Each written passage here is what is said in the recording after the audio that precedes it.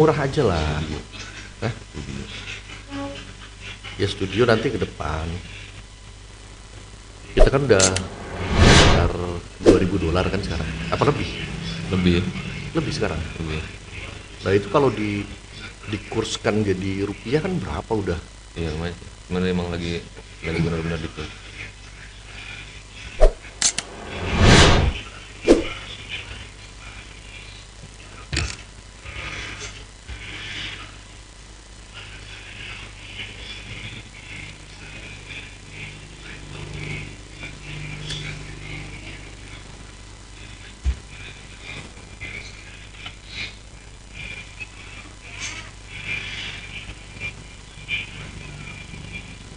Sudah masuk. Alhamdulillah. Mohon maaf sekali lagi buat teman-teman, memang ini ada kendala teknis yang terjadi.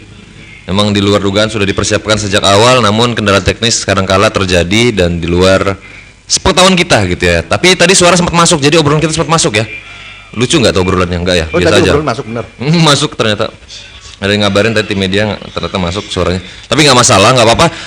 Teman-teman sudah bergabung, alhamdulillah. Kita kembali lagi dalam obrolan tentang hikmah kurban di tengah pandemi. Sebetulnya apa yang bisa diambil? Tadi pertanyaan sudah saya lempar, cuma saya akan ulang. Sebetulnya Kang Zini, apa yang perlu kita pelajari dari sejarah? Kenapa kita harus melaksanakan ini hingga hari ini? Kurban itu tetap dilaksanakan Kang Zini, bahkan di situasi pandemi sekalipun. Iya. Terima kasih. Bismillahirrahmanirrahim. Assalamualaikum warahmatullahi wabarakatuh. Waalaikumsalam warahmatullahi wabarakatuh. Selamat berjumpa kembali kepada pemirsa, terutama sama Mas Fabi nih. Ya. Dan pemirsa Al-Khiyar TV dan NU Channel. NU Channel. Kita udah sekian purnama nggak bertemu. Iya nih. Karena memang di acara malam minggu kan banyak kegiatan ya. Betul. Jadi selalu berbenturan dengan kegiatan yang lain yang memang tidak bisa ditinggalkan. Minggu kemarin habis haul. Minggu kemarin contohnya tuh ada haul. Betul. Terus minggu yang lain juga ada semacam haflah Betul. gitu kan. Jadi memang bukan kita sedang sengaja vakum atau bagaimana, tapi ya benturan-benturan. Memang ada beberapa kali benturan, betul. Ya seperti itu dengan kegiatan lain yang juga tidak kalah pentingnya. Dan ketika kita mulai sekarang malam ini nih, khususnya di malam minggu, bertepatan atau berdekatan dengan acara kurban. Hari Raya Idul Adha, betul. Kurban, betul. Nah itulah yang kemudian kita angkatkan gitu. Dan persoalan Idul Adha ini memang sudah menjadi syariat Islam. Itu sudah banyak dikaji oleh para ustadz, oleh para ulama, di mana asalnya berasal dari sejarah Nabiullah Ibrahim alaihissalam dan juga sejarah putranya, Nabiullah Ismail alaihissalam. Dan itu kisahnya diabadikan dalam Al-Quran, di mana Nabi Ibrahim berawal dari mimpi ya. Mimpi awalnya ragu, mimpi menyembelih anaknya. Apakah ini benar mimpinya begitu? Benar ya? atau tidak? Jadi gini, Nabi Ibrahim itu nggak pakai kata-kata dalam mimpinya, nggak ada kata-kata sembelihlah anakmu, nggak ada. Jadi mimpinya itu Nabi Ibrahim menyembelih anak. Sebuah gambaran bahwa dia sedang menyembelih anaknya. Ya. Nah itu kan kemudian menjadi keraguan, masa iya sih saya nyembelih anak saya? Karena tidak ada perintah juga begitu. Nggak ada perintah. Kemudian mimpi lagi sampai 3 kali. Akhirnya Nabiullah Ibrahim kemudian membicarakan ini dengan putranya dan akhirnya mereka menyimpulkan ini adalah perintah dari Allah. Nah kemudian dilaksanakanlah perintah itu yang akhirnya Allah menyelamatkan nyawa Nabi Ismail dan diganti dengan seekor domba. Nah itulah yang kemudian dijadikan syariat oleh umat Islam bahwa setiap tanggal 10 Dzulhijjah bertepatan pada peristiwa Nabi Ibrahim itu, itu umat Islam dianjurkan, disunnahkan untuk menyembelih korban. Padahal sebetulnya syariat itu memang diturunkan sebelum Nabi Muhammad atau Islam itu muncul ya. Ini syariatnya Nabi Ibrahim ya Kang Zidni ya. Pelopornya Nabi Ibrahim. Pelopornya Nabi Ibrahim. Tapi dilanjutkan begitu ya. Belum disyariatkan saat itu kan. Peristiwanya bersumber dari peristiwa Nabi Ibrahim itu. Karena memang tidak hanya satu tentang kurban saja. Islam itu menjaga tradisi atau sesuatu yang terjadi pada masa Nabi Ibrahim itu banyak sekali. Seperti khitan misalnya. Iya ya. Itu juga bukan sudah terjadi sebelum Nabi Muhammad ini ya. Itu syariat Nabi Ibrahim di khitan. Kemudian ibadah haji. Itu juga banyak napak tilas terhadap peninggalan-peninggalan Nabi Ibrahim. Lari-lari kecil itu kan Siti Hajar gitu kan. Kemudian lempar jumroh. Lempar jumroh itu kan peristiwanya satu peristiwa dengan penyembelihan kurban ini, Mhm. di mana Nabi Ibrahim mendapatkan gangguan atau godaan dari iblis ya. setan. Mhm. Kemudian Nabi Ibrahim menghalau itu dengan cara Melempar batu sampai di 3 lokasi. Tapi Nah, ini 3 lokasi itu sampai sekarang masih. Tapi ini beda halnya kalau misalnya yang mimpi itu orang tuanya kita ya. Orang tua kita mimpi kalau kayak menyembelih kita kayaknya benar-benar berbahaya itu. Jangan. Untung Nabi Ibrahim diselamatkan oleh Allah kan. Betul. Bayangkan kalau tidak diselamatkan, kemudian Nabi Ismail wafat gara-gara disembelih oleh Nabi Ibrahim, maka syariatnya akan seperti itu nantinya. Iya, Jadi iya. setiap orang tua akan Menyembelih mengorbankan anaknya, satu betul. anaknya, gitu kan. Itu Allah menyelamatkan dan memang memberikan pengajaran, ajaran buat kita semua dan banyak hikmahnya. Ini kita belum masuk hikmah, Iya. kita baru masuk tentang kronologis peristiwa Sejarahnya, itu ya. secara singkat. Betul. Kenapa singkat? Karena memang sini sudah banyak dibahas. Iya, iya, betul. Di kalangan pelajar pemula pun memang sudah banyak dikaji atau diceritakan lah. Dan ceritanya sangat umum lah ya di kalangan Sangat umum. di kalangan umat muslim. Untuk itulah malam ini saya sengaja untuk mencari sisi-sisi yang tidak disentuh oleh para Nah, ulama. ini dia yang menarik ya. Ini memang belum tersentuh oleh para ulama, sisi-sisi inilah gitu kan.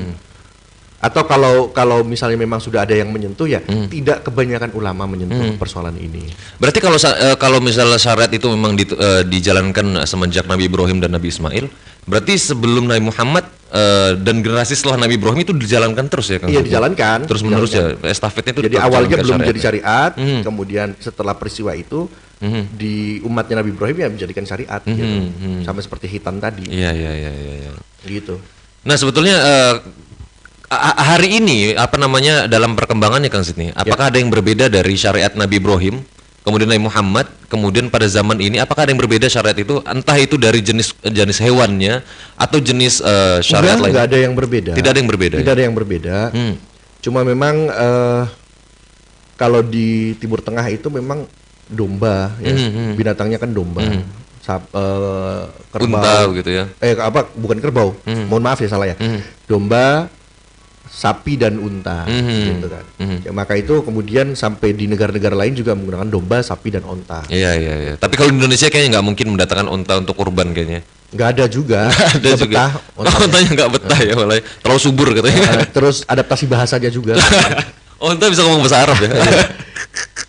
Ya, ya, ya. Kadal gurun juga.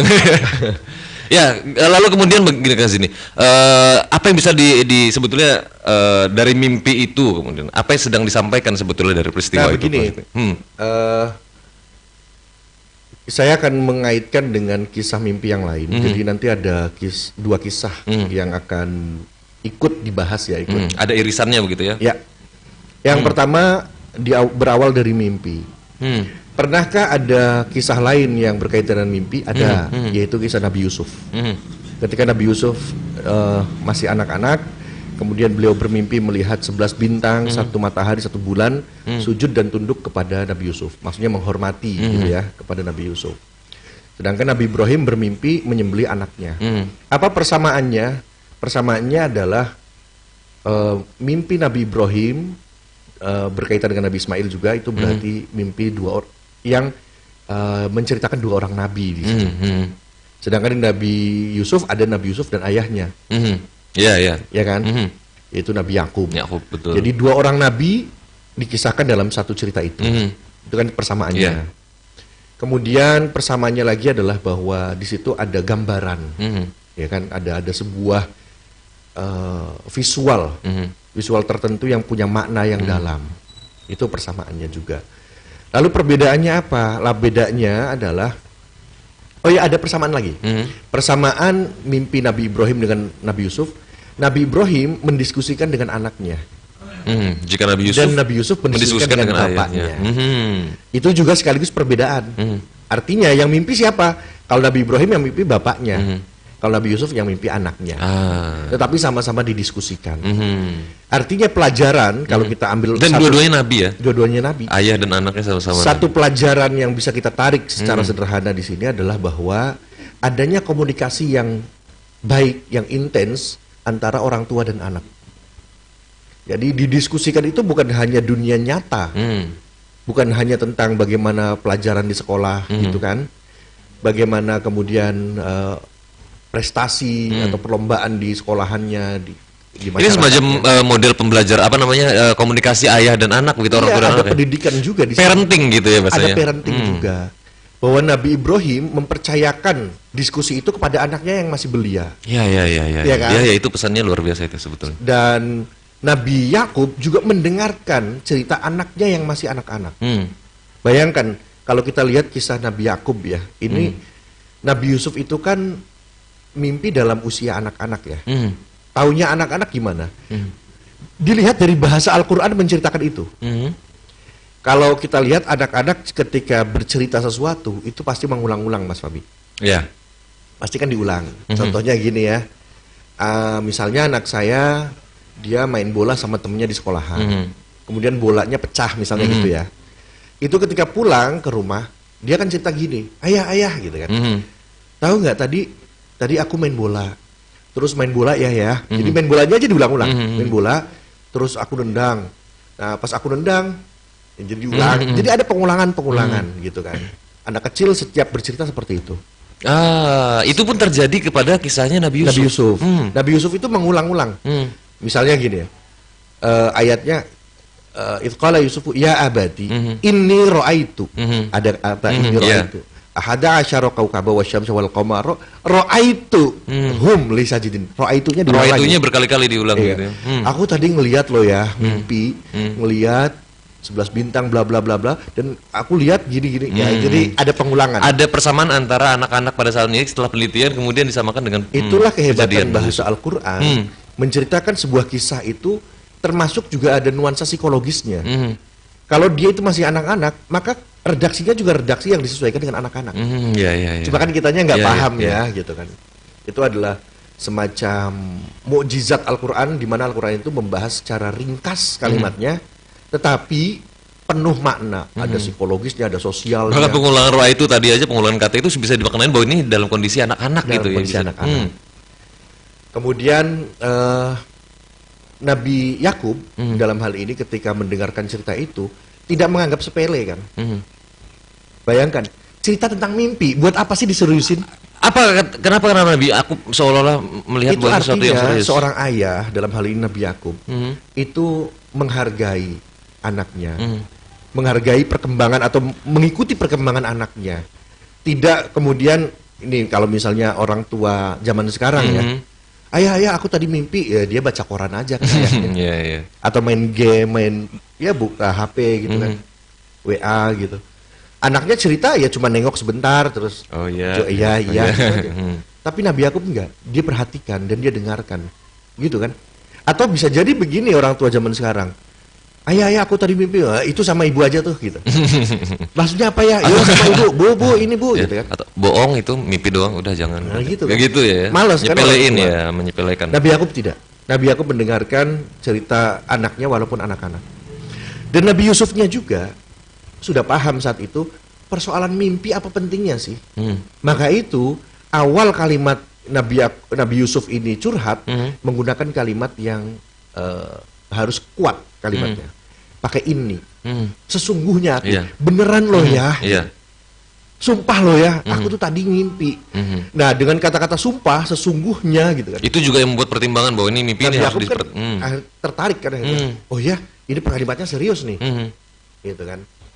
Oke, itu yang pertama Nabi Yakub mendengarkan cerita anaknya dan ya mengikuti perkembangan anak, membimbing terus. Bahkan hanya sekedar mimpi begitu padahal. Ya. Lah kemudian Nabi Yakub menjawabnya apa? Dijawab oleh Nabi Yakub bahwa Allah telah memilih kamu dan juga mengajarkan kamu tentang tafsir mimpi juga penafsiran terhadap ucapan-ucapan orang lain. Kok Nabi Yakub tahu sih anaknya ini punya potensi bisa menafsirkan ucapan orang atau bisa memahami ucapan orang dengan cepat. Dari mana tahunya?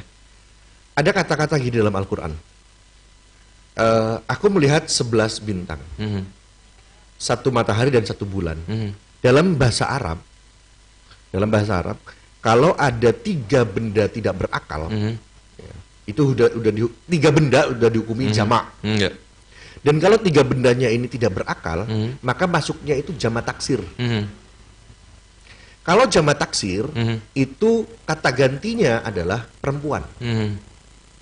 bisa hunna, bisa ha perempuan satu. Iya.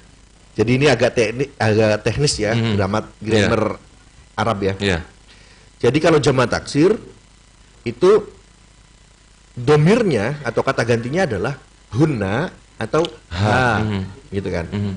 Seharusnya kalau yang dilihat adalah 11 bintang, 1 matahari dan 1 bulan, ini udah jamak taksir nih. Betul. Karena lebih dari 2 lah begitu ya. Lebih dari 2. Maka seharusnya ra'aituha. Inni ra'aitu ahada asyara kaukaba wasyamsa wal qamara ra'aituha li sajidin. Iya. Tapi Nabi Yusuf menceritakan ra'aituhum. Nabi Yusuf itu menceritakan itu sekaligus takwilnya. Bahwa 11 bintang ini bukan benda mati, tapi ini adalah mereka hidup. Ini adalah orang. Matahari dan bulan juga orang. Nabi Yusuf langsung menyampaikannya dengan ra'aituhum. Dengan menggunakan jamak laki-laki yang itu khusus untuk yang berakal. Bayangkan, Nabi Yusuf dalam usia kecil sudah bisa menakwilkan bahwa 11 bintang itu bukanlah bintang betulan, tapi adalah simbol dari 11 kakaknya.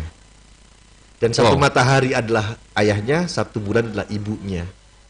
Dari situlah Nabi Yakub menangkap, ini anak jenius ini.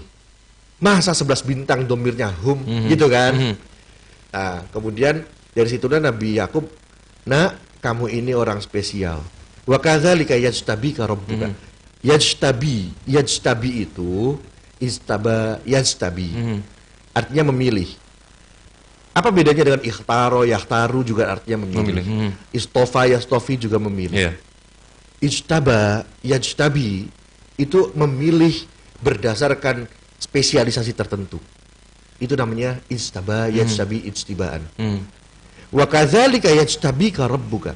Dan begitulah Tuhanmu, gitu ya, memilih kamu karena kamu punya spesialisasi dan punya kehebatan khusus.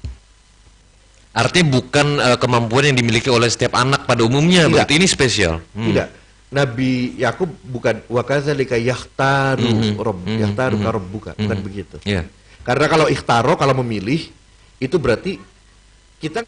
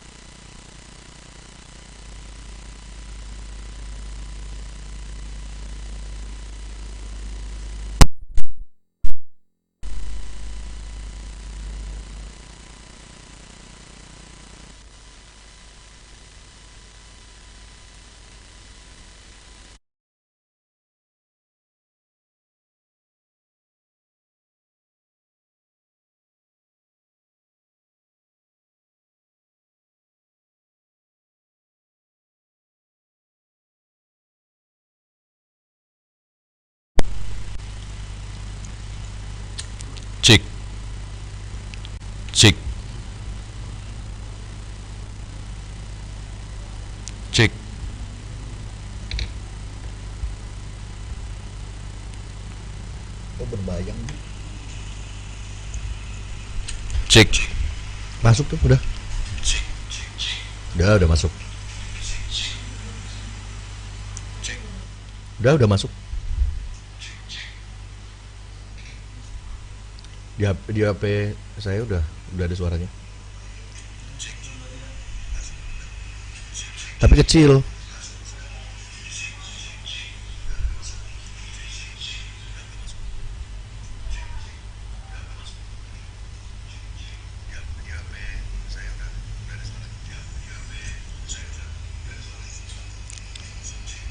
Gambarnya. Udah. Ya, aduh, sekali lagi kami mohon maaf sahabat-sahabat sekalian yang sudah menyaksikan. Ini ada sedikit kendala lagi. Memang sepertinya harus ada maintenance sedikit, cuman masih bisa kita lanjutkan. Kang Zidi tadi sampai di mimpinya Nabi Ibrahim tadi ya. Dan Nabi Yusuf ya. Nabi Yusuf ya. Oke, pemirsa, mohon maaf ada kendala teknis ya, terutama berkaitan dengan audio. Ya. Tapi kita nggak ganggu suasana kopi ya. Insya Allah enggak. Ini mungkin kasih kesempatan buat teman-teman yang belum ada kopinya, bikin kopi dulu nah, ya, itu ya. Mangga. Oke, saya teruskan ya, bahwa apa sih bedanya Yajtabi dengan Yakhtaru? Kalau Yajtabi yang disampaikan oleh Nabi Yakub itu artinya Allah memilih berdasarkan spesialisasi. Dan Yakhtaru itu Allah memilih tanpa ada spesialisasi, nggak apa-apa. Gitu. Nah, di sini kita bisa lihat Nabi Yakub sangat peka terhadap anaknya. Dan Nabi Yakub sebagai nabi yang cerdas juga, harusnya juga membaca si anak ini penggunaan sudah kalimatnya ada di level apa gitu kan. Sehingga Nabi Yakub udah paham bahwa ini akan jadi nabi berikutnya yang punya kemampuan takwil. Berbeda dengan Nabi Ibrahim yang menafsirkan secara harfiah. Nyembelih anak ya nyembelih anak gitu. Walaupun akhirnya berpikir berkali-kali karena ditafsirkan secara harfiah begitu ya. Seandainya Nabi Ibrahim dari mimpi pertama sudah ditakwilkan mimpinya itu, nggak akan harusnya tidak perlu khawatir. Iya betul. Oke, jadi itu persamaan dan perbedaan antara mimpi Nabi Ibrahim dengan Nabi Yusuf. Ya. Dan pelajarannya parenting sangat berharga sekali. Luar biasa. Bagaimana Nabi Ibrahim juga mengkomunikasikan apa yang terjadi kepada anaknya, walaupun anaknya bisa jadi sebagai orang tua tanpa pertimbangan anak juga jalankan saja kan begitu. Ini juga penting sekali ternyata. Dan artinya orang tua di sini baik Nabi Ibrahim maupun Nabi Yakub tidak menganggap remeh terhadap anak. Tidak menganggap sepintas selalu saja gitu kan. Tetapi ini seorang anak harus butuh bimbingan dari orang tuanya. Kan begitu. Betul. Nah, ini orang tua harus seperti itu. Begini kan sih, soalnya beberapa orang ketika melihat kejadian ini tanpa ada terpikir bahwa ini ada pesan parentingnya gitu kan sih. Ada pesan komunikasi yang terjalin antara orang tua dan anak. Ini juga saya baru luar biasa ya.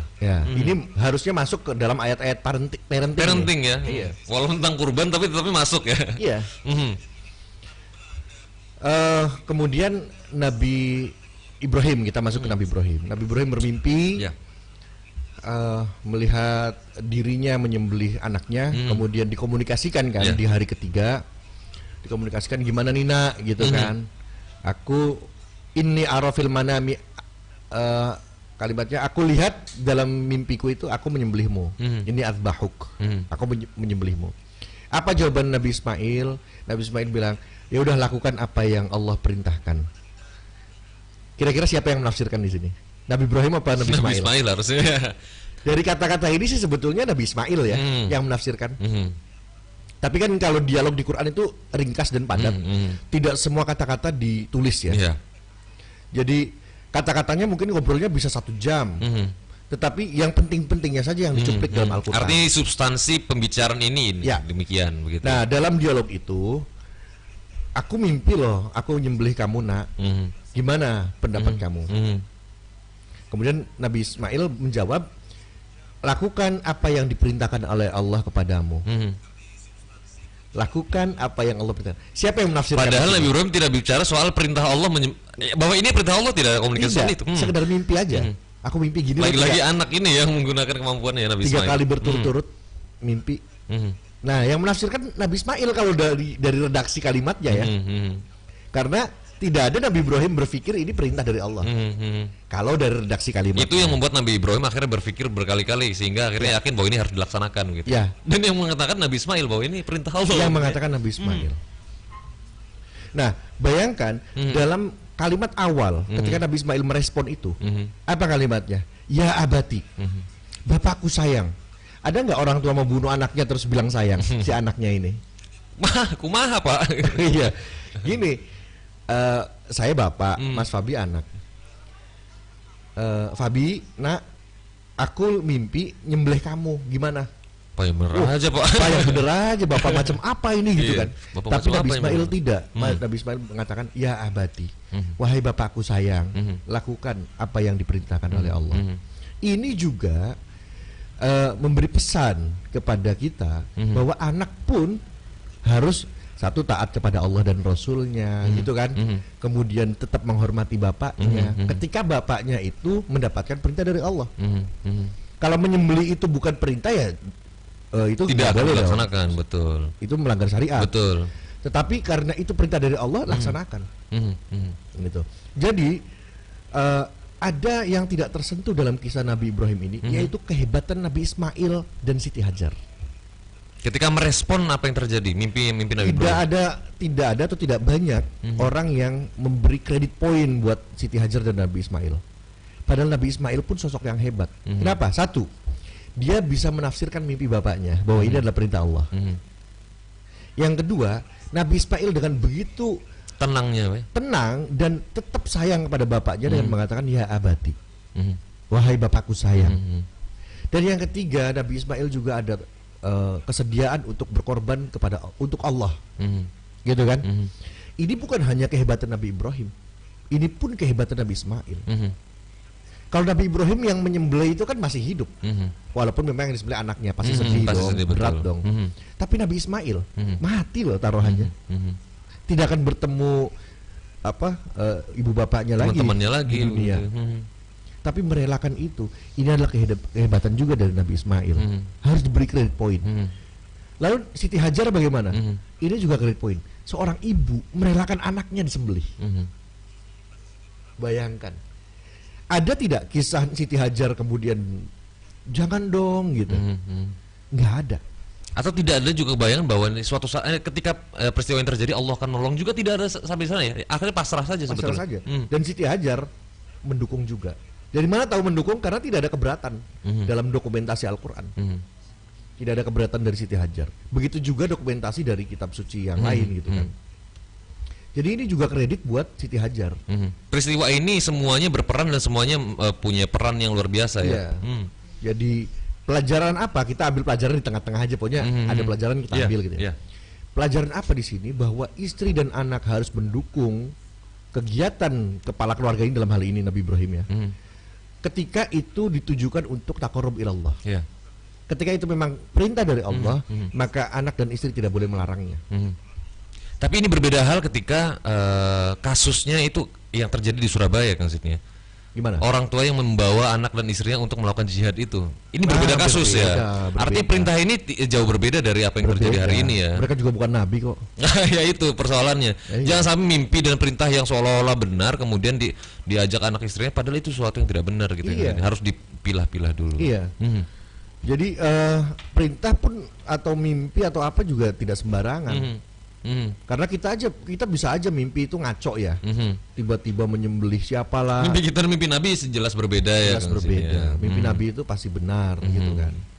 Nah kemudian Allah mengatakan ketika Nabi Ibrahim diselamatkan, Nabi Ismail diselamatkan, qad saddaqta ru'ya, kamu telah membenarkan mimpi.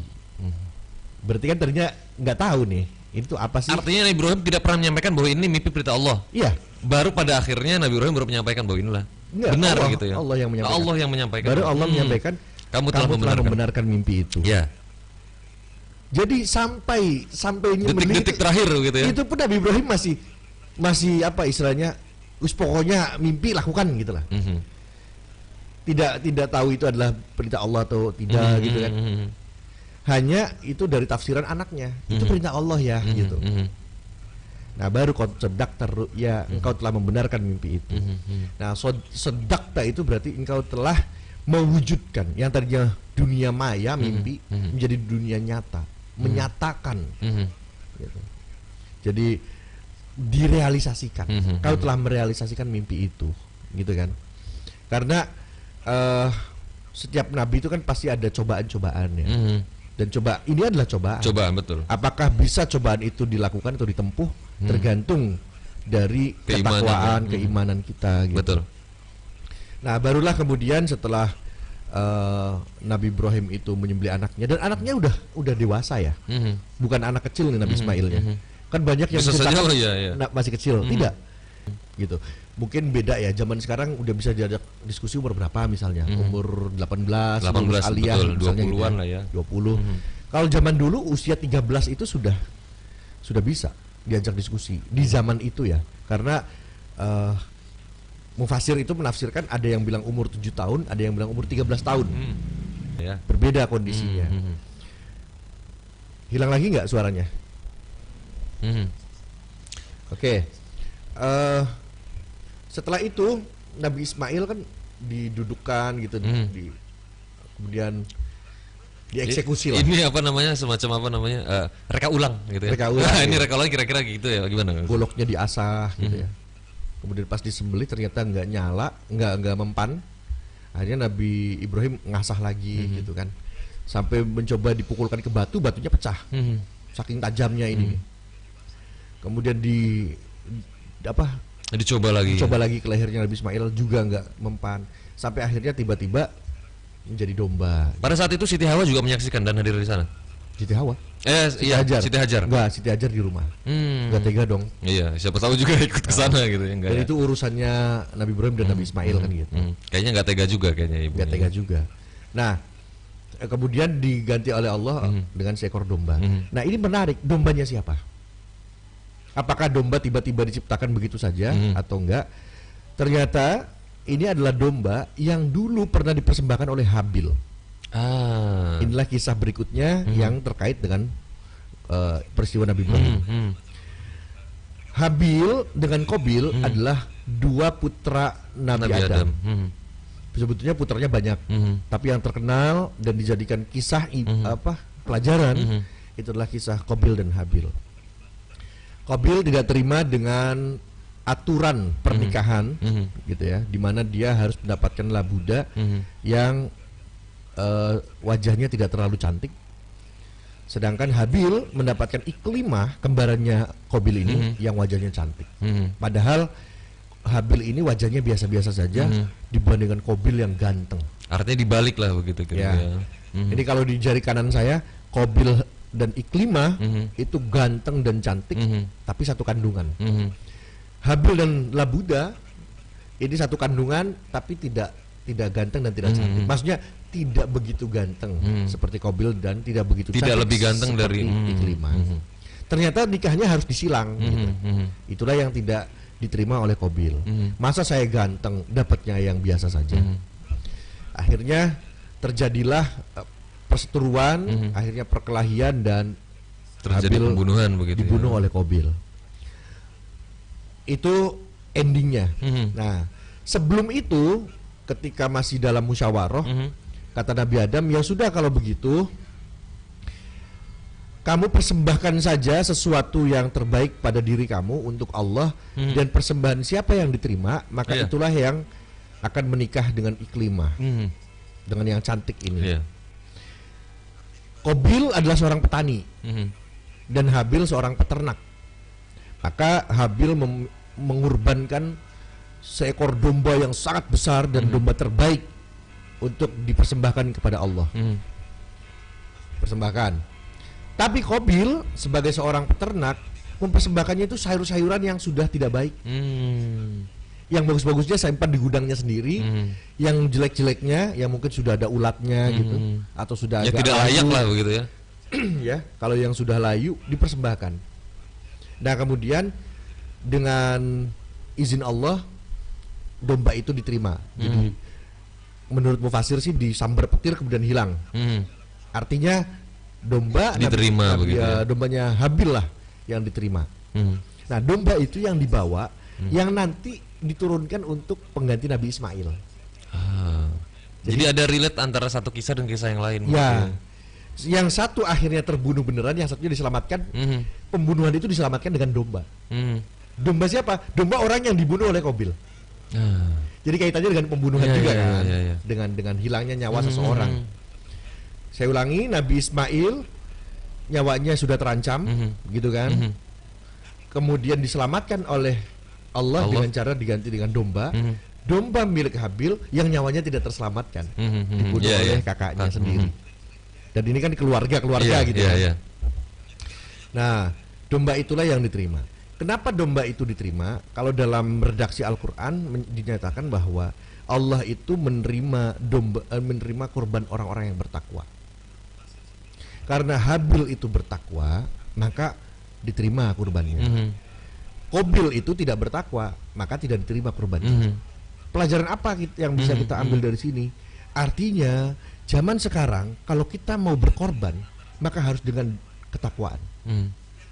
Jika kurban itu tidak disertai dengan ketakwaan, akan sia-sia.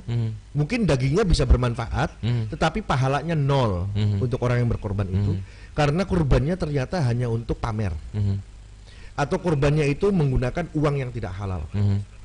Artinya tidak ada ketakwaan di sini. Maka korban yang tidak disertai dengan ketakwaan itu adalah sia-sia. Jadi kalau misalnya kita memang memutuskan untuk berkorban, jangan perhitungan. Sudahlah, itu sudah kita keluarkan sebagai korban, maka jangan disesali.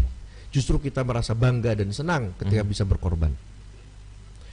Kalau dari akar katanya kan kurban itu dari koruba ya, artinya dekat, dengan menggunakan bahasa Arab. Tapi kalau bahasa Hebrew beda. Kalau bahasa Ibrani kurban itu artinya apa ya? Saya lupa ya. Kurban itu bahasa Hebrew ada artinya lah. Tapi itu berbeda artinya dengan bahasa. Kalau di bahasa Asyuria itu artinya adalah pengorbanan sama. Sacrifice gitu ya. Sacrifice macam begitulah. Kalau di bahasa Arab kurban itu artinya bukan pengorbanan. Artinya adalah mendekatkan diri kepada takarrub. Satu akar kata dengan takarrub yaitu mendekatkan diri kepada Allah. Nah, ini juga ada pelajaran lagi. Ini banyak banget pelajarannya kan. Sebetulnya kalau harus digali dari mulai mimpinya sudah menjadi pelajaran, jadi perintah tadi ya. Pelajaran bahasanya kan kurban. Kurban itu kan mendekat. Betul. Kepada siapa? Ada unsur cinta dalam pengorbanan. Jadi di balik pengorbanan ada cinta di situ. Kok ada cinta? Karena ketika kita sudah mencintai seseorang, maka kita bisa melakukan apapun pengorbanan kita untuk dekat dengan orang yang kita cintai. Benar nggak sih? Betul. Ini yang lagi galau, pengorbanan ya, yang jomblo-jomblo. Jadi pengorbanan itu memang bagian dari yang paling sulit gampang ya. Iya.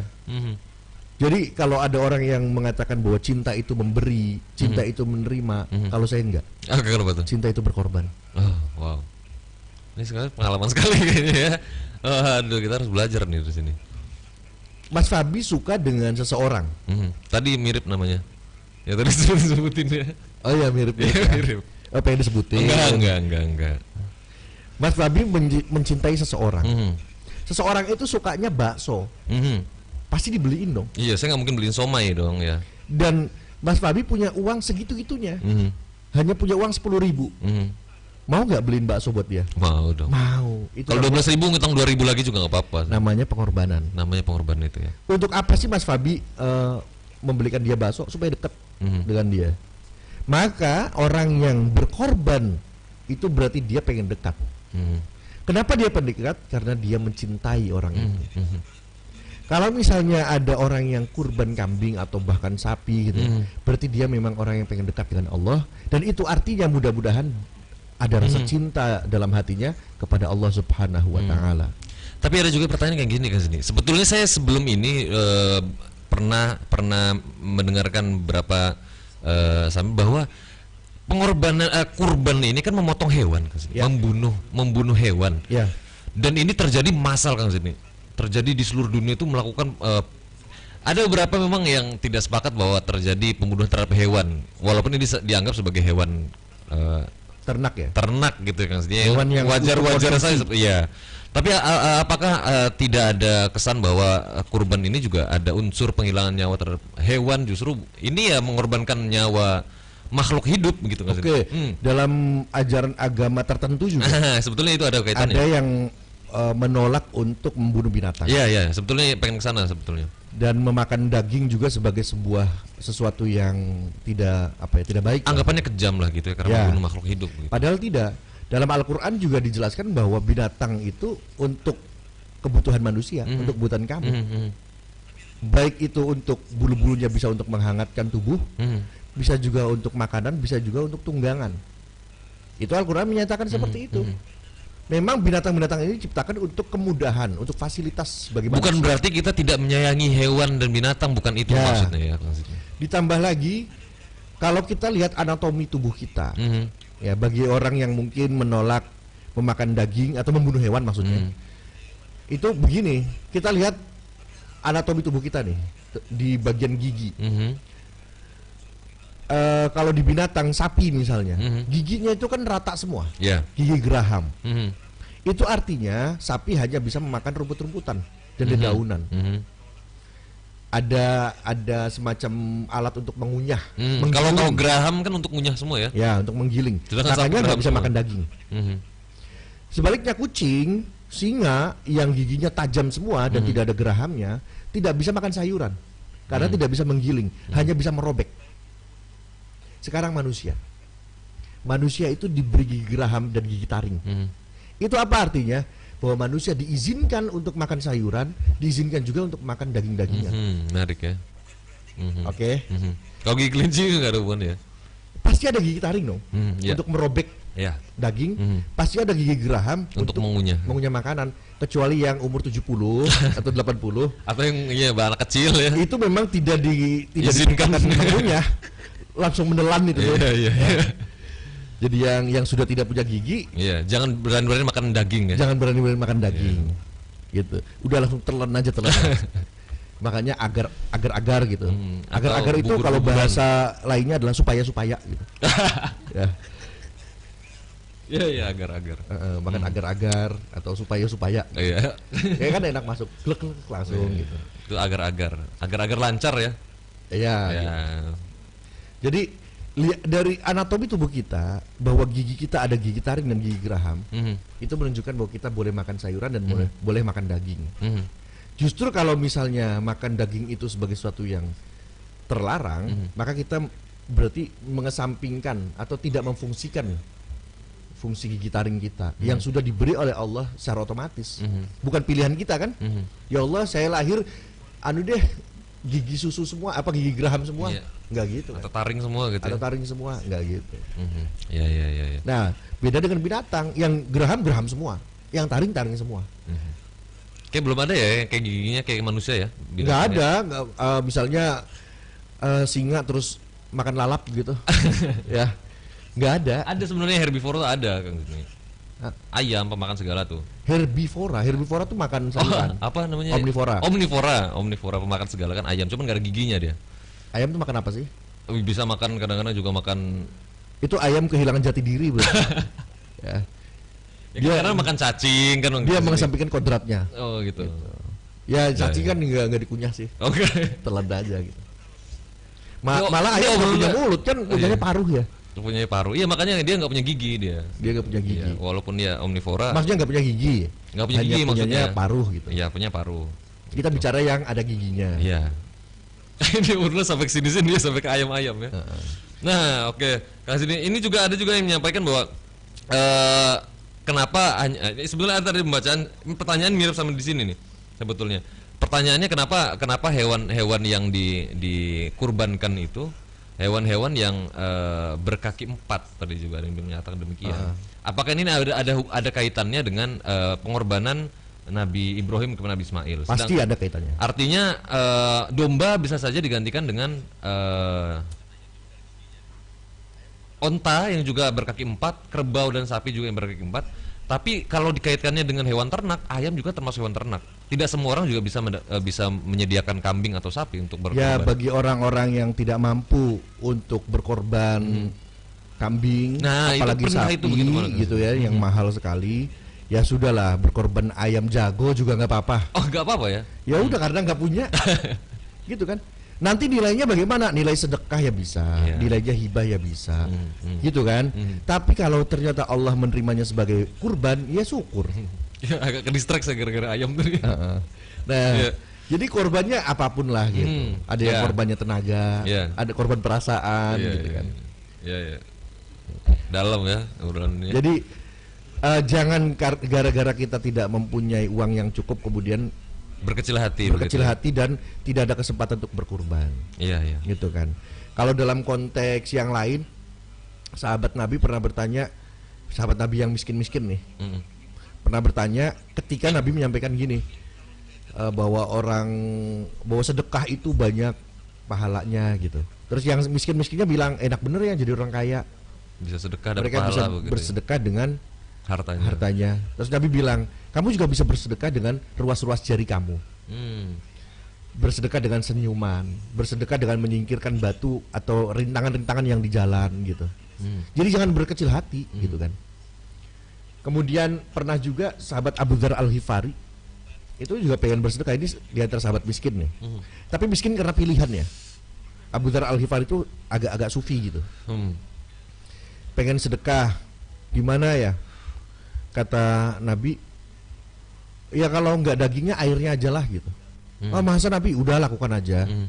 Akhirnya bawa semangkuk air sup gitu ya, yang nggak ada dagingnya. Tok pintu dibuka sama yang menerima itu orang kaya. Kata Nabi, sedekah aja sama orang itu tuh. Masa dia kaya gitu, nggak apa-apa, udah sedekah sama siapa aja gitu kan. Ketok pintu dibuka, terus diterima. Kata orang kayanya gini, Umi gitu kan, manggil istrinya, masa kita kalah sih? Ini Abu Dzar Al-Ghifari yang nggak punya apa-apa aja bisa sedekah walaupun air. Udah kita sembelih kambing, terus kita sedekahin sama Abu Dzar. Akhirnya dia masak gulai gitu kan, banyak dagingnya. Kemudian disedekahkan balik ke Abu Dzar. Nih buat kamu. Masa orang kaya kalah? Iya, justru itu ya. Datang lagi ke Nabi itu sambil ketawa. Bener Nabi katanya. Sedekah itu ternyata membawa keuntungan gitu. Ada nilai baik itu pahala maupun nilai dikembalikan oleh Allah dengan yang lebih baik gitu. Tapi kebanyakan hari ini memang syariat Islam itu kan banyak diturunkan melalui syarat-syarat Nabi Ibrahim Kang Sidney. Tapi ini apakah ada memang kenapa banyak digunakan dari syarat Nabi Ibrahim tidak dengan syarat-syarat yang lain dari nabi yang lain? Nah itu Nabi Ibrahim itu nabi yang istimewa. Ini adalah satu-satunya nabi yang diakui oleh 3 agama. Ya betul. Ya kan? Ya. Kalau Nabi Musa itu kan memang Nabi Musa juga diakui sih oleh 3 agama. Tetapi Nabi Ibrahim posisinya lebih spesial lagi gitu kan. Nabi Muhammad nggak diakui sama Yahudi dan sama Nasrani. Nabi Isa tidak diakui sama Yahudi gitu kan. Tapi Nabi Ibrahim ini diakui.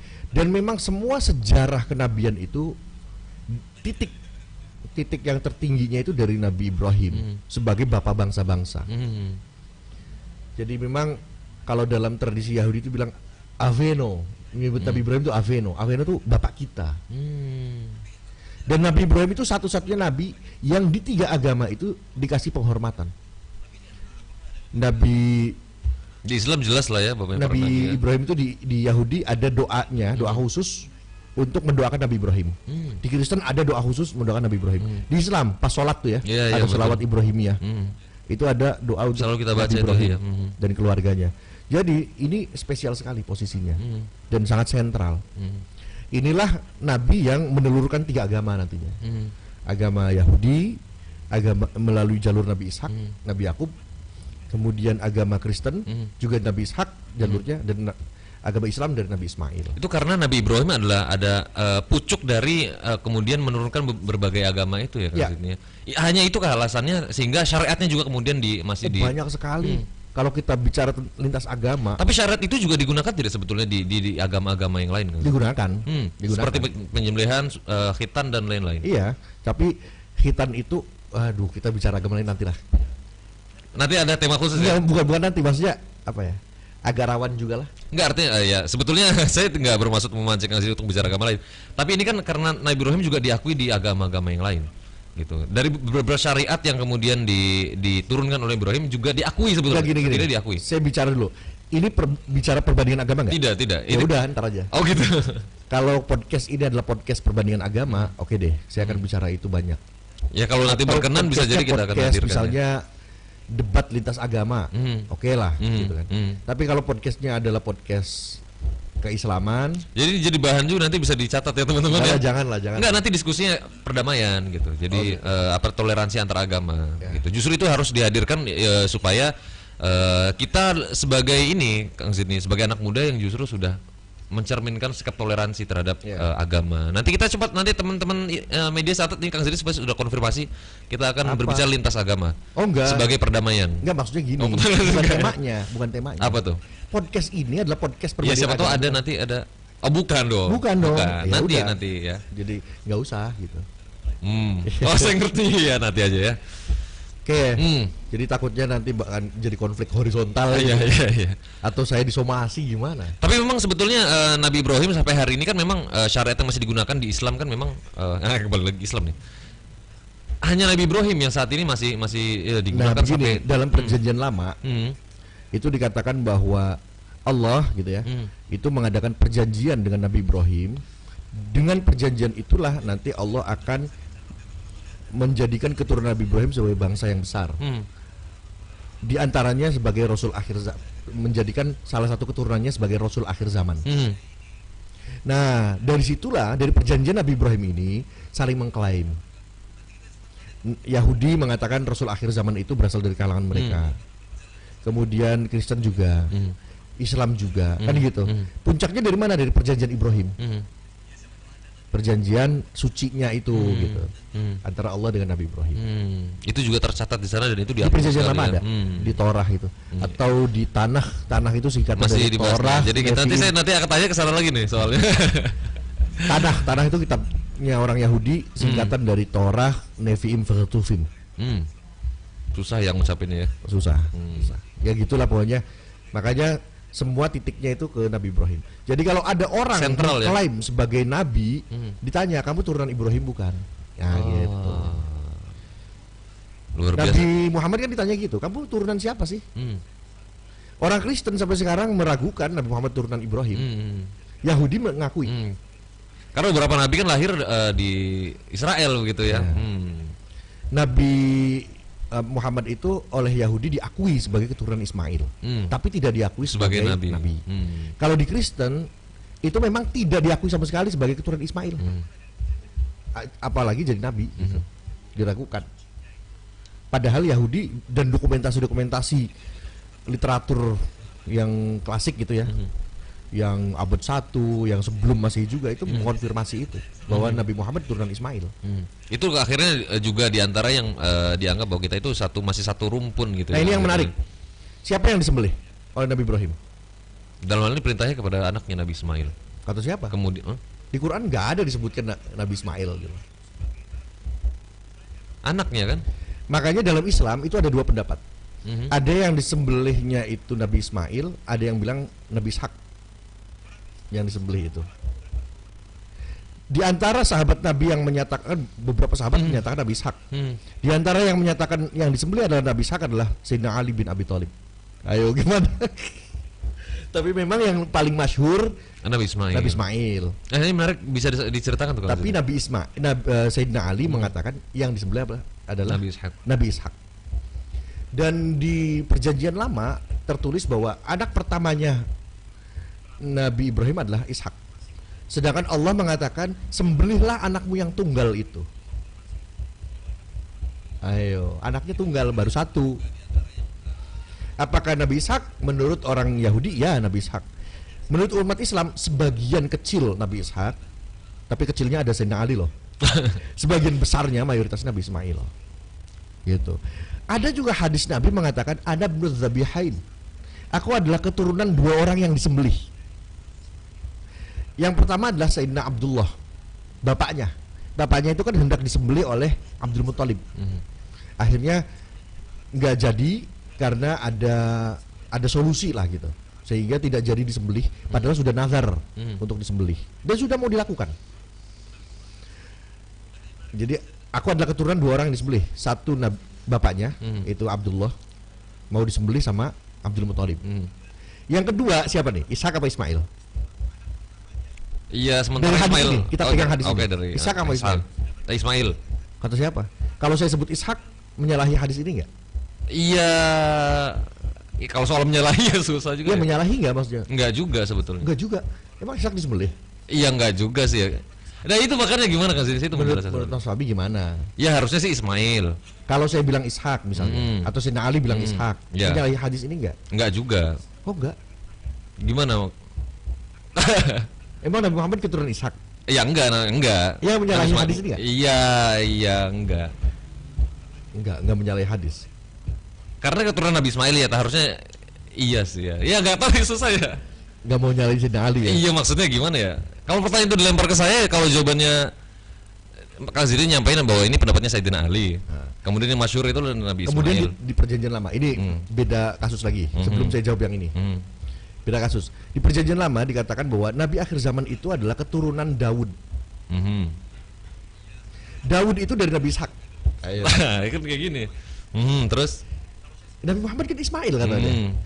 Perjanjian lama mengatakan keturunan Daud dan Daud itu Daud. kemudian lahirlah Nanti Daud Ishak, ya Nabi Ishak. bin ke atas, nanti bin Lewi, bin Yakub, bin Ishak, bin Ibrahim. Ayo gimana? Paling kan gini, ya itu Taurat udah dirubah-rubah gitu kan. Tauratnya udah dirubah, aturan itu Nabi Ismail dirubah jadi Nabi Ishak gitu kan. Ya nggak mau komentar ya, paling mungkin gitu. paling mungkin iya. Yang tidak akademis lah. Ya paling mungkin. Atau yang kedua hadisnya dhaif. Iya kan? Nah, ini gini.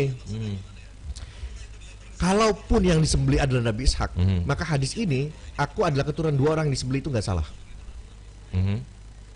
Kalau Nabi akhir zaman itu dari keturunan Daud, Daud yang punya nenek moyang Lewi bin Ishak. bin Yakub bin Ishak, itu juga nggak masalah.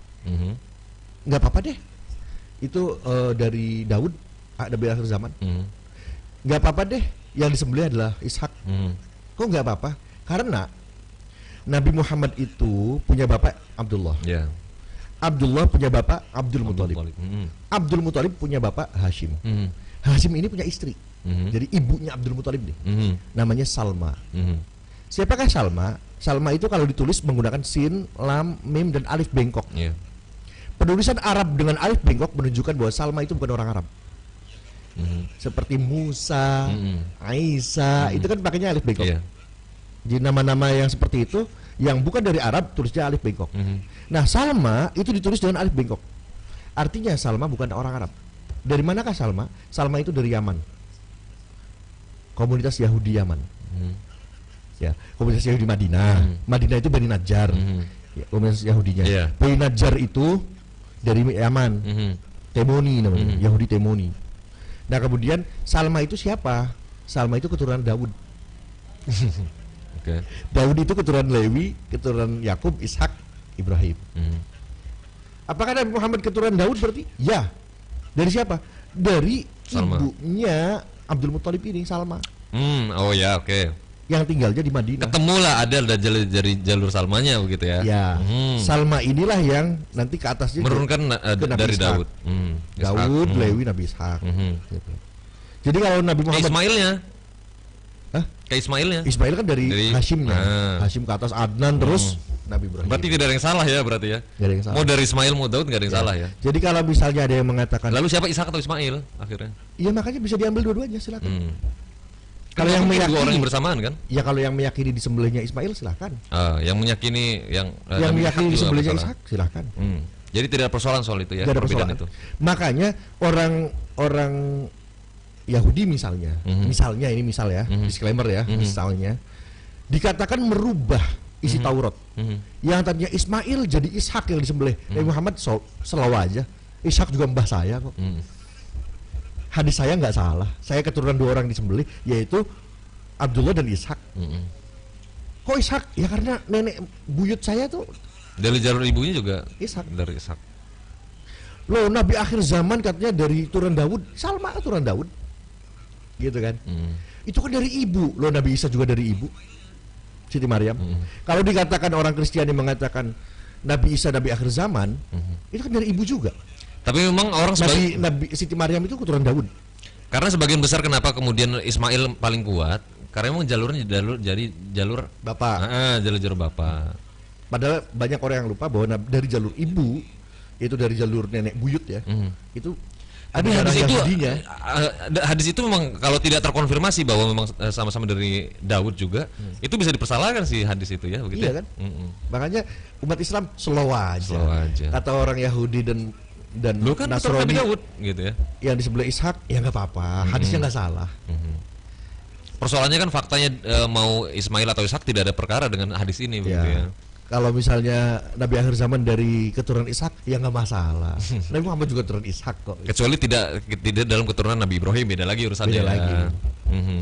Oke, paham. Itu hanya sampai situ saya bisa bicara perbedaan agama atau lintas agama. Ini intermezzo lah ya, sedikit bicara soal keturunan. Nah, kita masuk ke pandemi. Pandemi. Gimana kurban dalam masa pandemi? 2 tahun terakhir ini memang memporak-porandakan nih aktivitas yang tadi biasanya kita laksanakan beramai-ramai kemudian normal biasa akhirnya berubah. Apa yang bisa dibicarakan soal ini, Kang Siti? Yang pertama adalah pandemi ini memang masih berlangsung dan kita harus menjaga kesehatan. 3M. Iya. Termasuk kerumunan itu ya. Kalau sholat Idul Adha sudah pasti berkerumun. Penyembelihan daging kurban juga, penyembelihan binatang kurban itu juga pasti berkerumun. Pembagian daging kurbannya juga berkerumun. Nah, ini yang harus diantisipasi. Kita tidak, atau bukan kita ya, pemerintah tidak sedang menghilangkan Idul Adha-nya, tapi menghilangkan perayaan Idul Adha yang memancing kerumunan. Nanti tahun depan kalau memang sudah nggak ada, bisa kok sholat Idul Adha lagi, gitu kan? Kondisional saja sih, gitu. Jangan terlalu saklek, gitu kan? Toh yang dijaga juga nyawa dan kesehatan nyawa kita sendiri kan. Betul. Nyawanya Mas Fabi kan. Betul. Gitu. Tapi kalau misalnya ada yang mau memaksa ternyata sholat Idul Adha, terserah. Karena saya bukan pemerintah, bukan juga aparat, jadi saya juga tidak bisa bukan juga satgas apa-apa. ya, bukan satgas juga. Saya hanya ya udah terserah. Menyampaikan apa yang sudah disampaikan pemerintah. Ya. Menuruti pemerintah ketika pemerintah dalam rangka menjaga kesehatan, menjaga nyawa juga wajib kan gitu. Bukan sesuatu yang melanggar syariat. Iya, betul. Nah, oleh karena itu ya ikuti aja anjuran pemerintah untuk meniadakan sholat Idul Adha. Misalnya enggak Idul Adha ini dilaksanakan secara terbatas, ya terserahlah dikomunikasikan dengan aparat setempat dan satgas. Apakah diizinkan atau tidak? Kalau aparat satgas atau pemerintah mengizinkan, ya silakan saja. Bahkan nggak cuma tidak hanya menghilangkan sementara aktivitas ibadah sholat Idul Adha, haji pun hari ini kan memang masih dalam keadaan yang tidak memungkinkan ya Kang Zidni ya. Iya, dan jangan digoreng-goreng lah. Iya. Seolah-olah gitu ya. Seolah-olah ini adalah hanya kesalahan pemerintah saja. Bukan, ini ada pandemi. Pandemi yang mendunia kok. Bukan lokal. Ini global. Gitu. Di mana-mana terjadi lockdown kok. Gitu. Walaupun memang beberapa negara sudah berhasil mengatasi pandemi sehingga sudah tidak wajib masker, sudah bisa berkerumun seperti negara-negara yang kita lihat di Piala Eropa kemarin. Betul. Walaupun menurut mereka sih sudah melakukan swab kepada penonton. Tapi yang nonton yang di Bundaran HI misalnya gitu ya. Bundaran HI-nya Italia misalnya gitu ya. Itu apakah sudah swab ya saya juga nggak tahu. Tapi memang pemerintah Italinya sudah menyatakan bebas dan merdeka dari pandemi. Semoga kita juga bisa merasakan hal yang sama. Mudah-mudahan dengan adanya PPKM darurat yang katanya diperpanjang sampai tanggal 3 Agustus. Sepertinya sudah diresmikan diperpanjang. Udah 3 Agustus nih. Mudah-mudahan setelah itu angka penularannya semakin berkurang. Iya. Angka kematian juga semakin berkurang gitu. Mudah-mudahan sih seperti itu. Salah satu ikhtiarnya adalah dengan dengan meniadakan kerumunan di Idul Adha. Tapi seandainya kalau memang ternyata yang di sementara ini yang dilarang adalah sholat Idul Adha, bagaimana dengan kurbannya Kang Zidni? Jika memang situasinya tidak memungkinkan, apakah tidak ada sama sekali perayaan? Enggak, kalau potong sih motong aja. Kemudian pembagiannya nanti yang diatur. Jadi pemotongan itu tidak ditonton orang banyak gitu kan. Kemudian pembagiannya juga bisa diantarkan ke rumah masing-masing. Tapi tidak terduga ya, kadang-kadang masyarakat maju aja gitu kan. Itu yang tidak bisa diantisipasi. Untuk sementara ini mungkin sedikit menjaga lah ya supaya ya, tidak usaha terjadi tetap, kerumunan. usaha tetap. Tapi kalau kenyataannya memang tetap terjadi kerumunan karena tidak bisa dihindari, ya itu bukan salah kita juga kalau memang sudah berusaha. Betul. Kang Zidni, ini saya juga pengen nyapa-nyapa teman-teman yang sudah bergabung Kang Zidni di Al Khair TV. Nah, ini ada dari Muhammad Hamdillah Min. Oh, ini tadi sementara yang tadi ya. Ini ada Hafid Musbahul Haq Jakarta hadir, ada Jambi hadir Kiai, ada Syairoji Ahmad Banten hadir, Siti Romlah hadir tiap hari. Oh, tiap hari, mantap. Mbak Siti Romlah. Ini ada Abid Khashi Ciledug hadir. Ciledugnya di mana nih? Ciledugnya soalnya Cirebon juga ada Ciledug ya. Jakarta Ciledug, mungkin daerah-daerah lain juga ada Ciledug nih. Ini ada Awal Ginanjar. Oh, Ciledug nih, jangan-jangan di sini nih. Tadi ngomong Ciledug ya. Awal Ginanjar Banyumas hadir Kang. Alhamdulillah, salam untuk teman-teman di Banyumas, Mas Awal Ginanjar. Ini ada Abid Mas Awal pijutannya luar biasa ini. Oh, ini juga ini. Udah boyong. Oh, udah boyong. Mantap Mas Awal. Mangga nanti Mas Ginanjar kalau PPKM sudah selesai dan boleh ada kunjungan ya Kang Zidni, boleh silaturahim lagi, mangga. Boleh. Ini ada dari Abid Khashi. Assalamualaikum Kiai. Waalaikumsalam. Izin bertanyanya apa? Bertanya. Kan saya mau baca sesuai ini, takut salah kalau saya nggak baca sesuai ini Assalamualaikum, izin bertanya, kenapa yang dipakai untuk berkurban itu hewan berkaki 4? Oh, ini yang tadi sempat saya baca ini. Kenapa berkurban itu hewan berkaki 4? Jadi di Timur Tengah itu diskriminasi hewan apa? Di Timur Tengah itu memang hewan yang menjadi apa? Menjadi hewan andalan itu kan yang berkaki 4 itu ya, yang gede-gede itu ya. Nah, kenapa sih yang berkaki 4? Karena dagingnya lebih banyak. Jadi pembagiannya itu juga apa bisa banyak orang yang menikmati gitu kan. Kalau yang berkaki 2 kan binatangnya kecil-kecil sih. Dan tidak setiap hari juga makan daging sapi dan kambing ya. Nah, kemudian diberikan kesempatan untuk orang-orang yang tidak mampu membeli daging kambing, daging sapi gitu ya, untuk menikmati. Ini kan berbagi. Berbagi, betul. Ini juga pelajaran nih, bahwa dalam syariat yang diberikan oleh Allah pasti mengandung unsur sosialnya juga. Kemarin juga sempat viral juga, ada teman-teman juga yang ingin berbagi kepada teman-teman yang ada di jalanan yang mungkin terkena dampak Covid ini akibat kebijakan yang memang harus terpaksa dilaksanakan itu, maksudnya berbagi uang. Dan itu salah satu momen yang penting juga nih Kang Zidni hari ini ya. Banyak yang berbagi dengan hewan, dengan membagikan hewan kurban. Nah, ini mungkin gitu ya, hewan berkaki 4 atau ayamnya nanti dikasih 2 kaki lagi kalau bisa jadi 4 kakinya ya. Milih sapi apa kambing? Saya lebih suka sate kambing. Bukan. Oh, kirain Suka. Kalau mau gara-gara belum makan ini kalau ditanya. mau kurban, pengennya sapi dong. Saya mau kasih sapi apa kambing 7? Perbandingannya begitu ya. Bukan perbandingan, maunya yang mana? Mau dikasih satu sapi gede atau kambing 7? Kalau saya milihnya kambing 7. Kenapa gitu?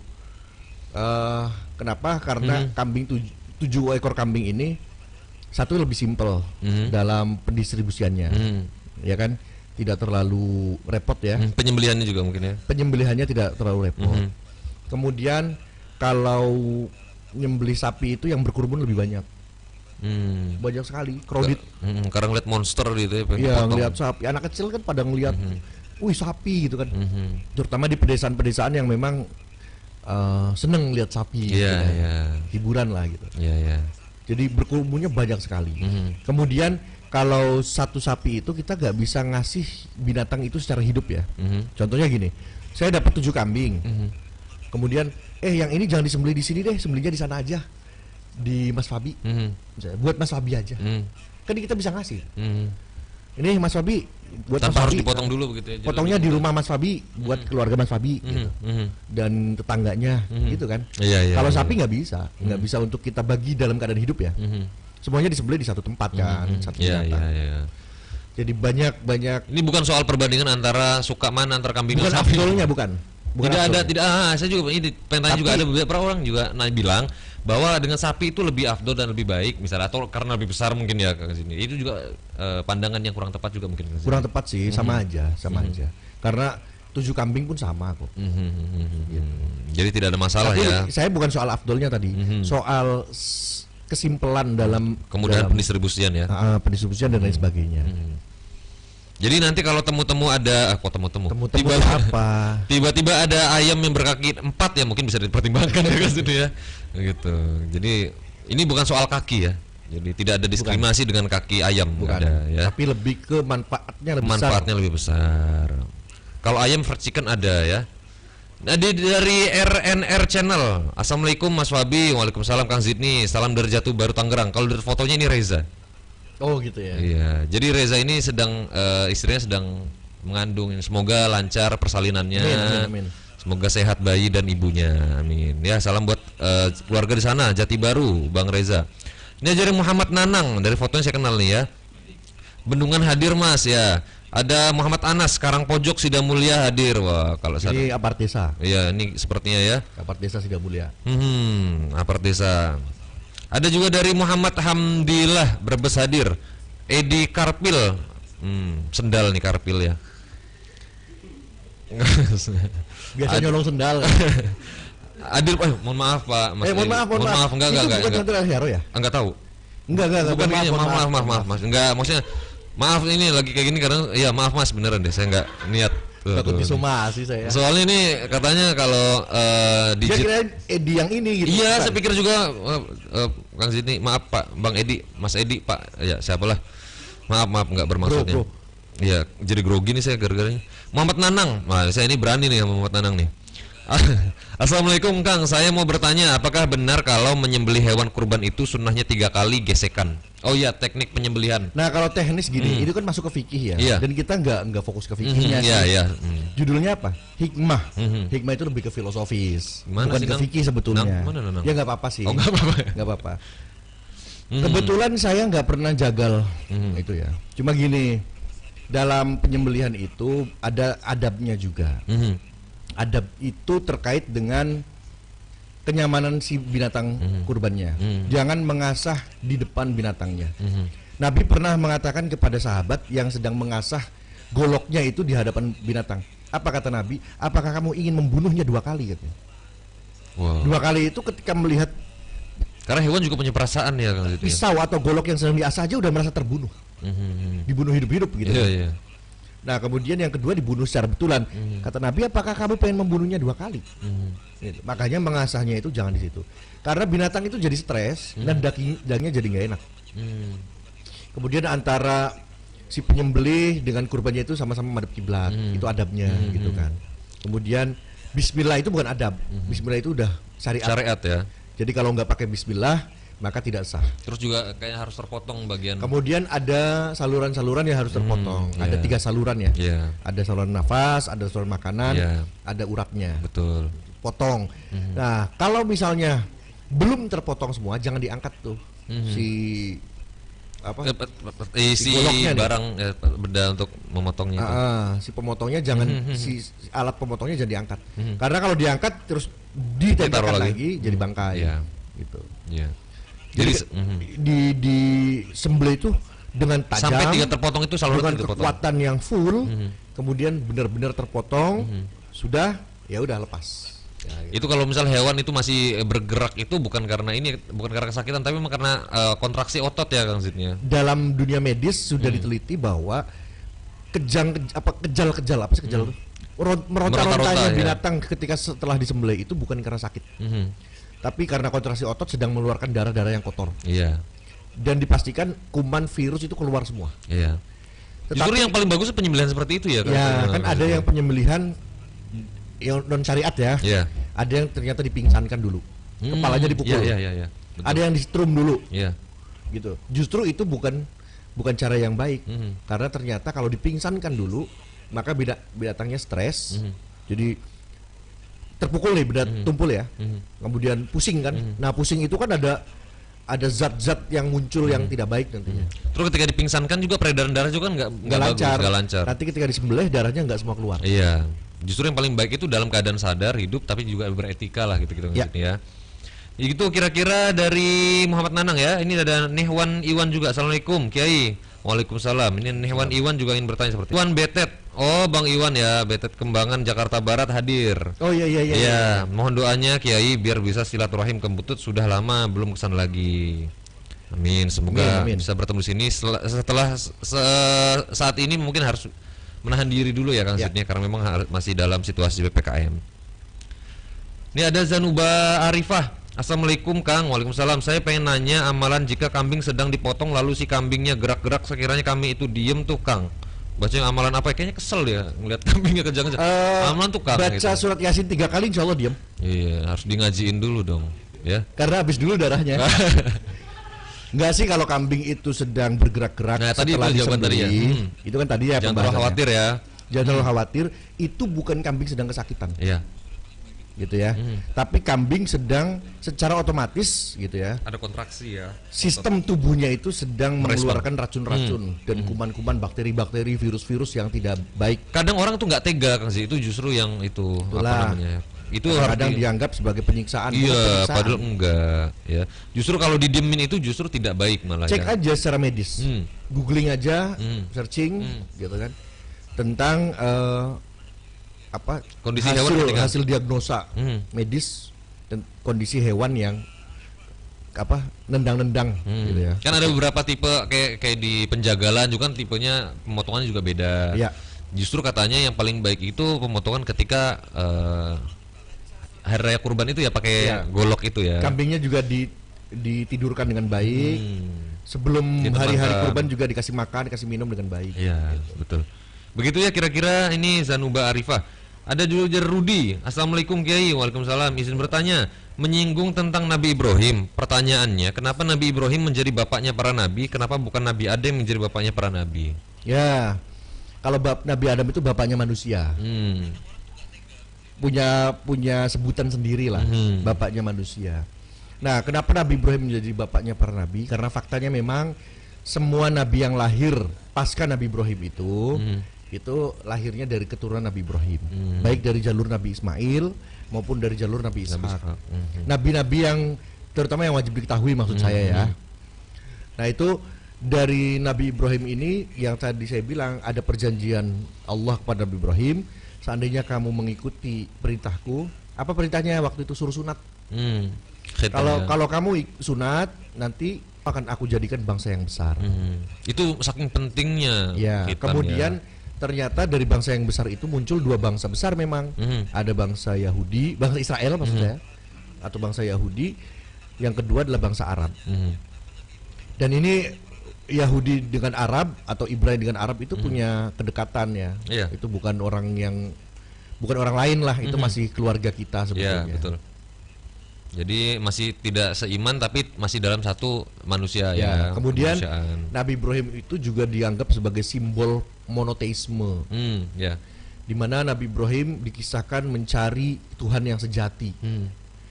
Dipikir gitu kan, akhirnya mendapatkan pencerahan, mendapatkan hidayah, ketemulah Tuhan yang sejati yaitu Allah Subhanahu wa taala. Dan Nabi Ibrahim menghancurkan berhala-berhala gitu kan. Itu kan kisahnya di situ. Maka dianggap sebagai bapak monoteisme. Iya. Gitu. Jadi memang Yang posisi Nabi bertuhan Ibrahim tunggal itu ya. istimewa sekali. Sebetulnya bukan berarti yang lain tidak ada kisahnya atau dikesampingkan, tidak. Tetapi